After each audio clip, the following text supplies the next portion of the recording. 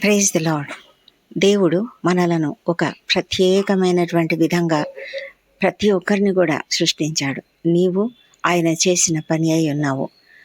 ఇంగ్లీష్లో అయితే you are the masterpiece of his hand.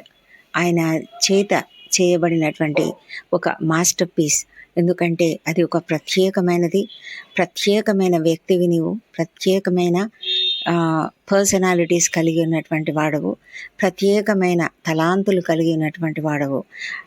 నీకున్నటువంటి ఏ నైపుణ్యత అయినా ఇతరులతో పోలిస్తే అది తక్కువగానే ఉంటుంది. కనుక దేవుడు మనల్ని ఇంత ప్రత్యేకంగా చేసి ఆయన తన పనిగా మనల్ని ఎందుకు చేసి ఉన్నాడు? తను సృష్టించుకున్నాడు నిన్ను. నువ్వు ఆయనను స్తుతించాలి, ఆయనను ఘనపరచాలి. నువ్వు ఎక్కడున్నావో అక్కడి నుంచే నువ్వు ఆయనను స్తుతించు.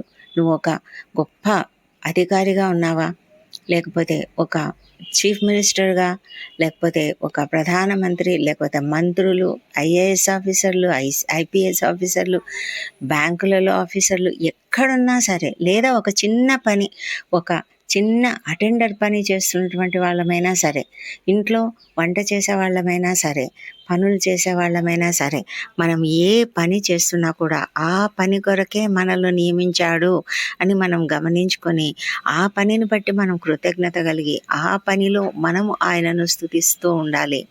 ఎప్పుడైతే నువ్వు స్తుతిస్తూ ఉంటావో నిన్ను ఆయన ఇంకా ఘనతలోనికి నడిపిస్తాడు. మహిమ నుండి అధిక మహిమకు ఆయన మనల్ని నడిపిస్తాడు. ఆయన కృప మనతో ఉంటుంది.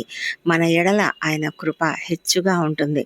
మరి నీకు నాకు ఆయన ఇచ్చినటువంటి వాగ్దానం ఏంటంటే, నీ జనులు నీతిమంతులైందురు, నన్ను నేను మహిమపరుచుకున్నట్లు వారు నేను నాటిన కొమ్మగాను నేను చేసిన పనిగాను ఉంటారు అని యెషయా గ్రంథంలో రాయబడినట్లుగా మనం ఎక్కడ ఉన్నా కూడా మనము ఘనత కొరకే ఏర్పరచబడినాం, కానీ మనము తృణీకరింపబడడానికి కాదు.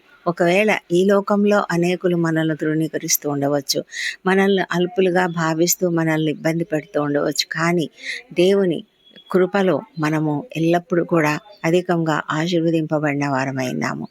ఈ లోకపు ఆశీర్వాదంను మనం లెక్క చేయవలసిన అవసరం లేదు. కానీ దేవుడు తన మహిమలో వచ్చినప్పుడు మన గురించి ఎంత శ్రద్ధగా తీసుకుంటాడు, మనల్ని ఎంత గొప్పగా మనల్ని ఆశీర్వదిస్తాడన్న విషయాలను మనము ఎల్లప్పుడూ కూడా జ్ఞాపకం ఉంచుకోవాలి.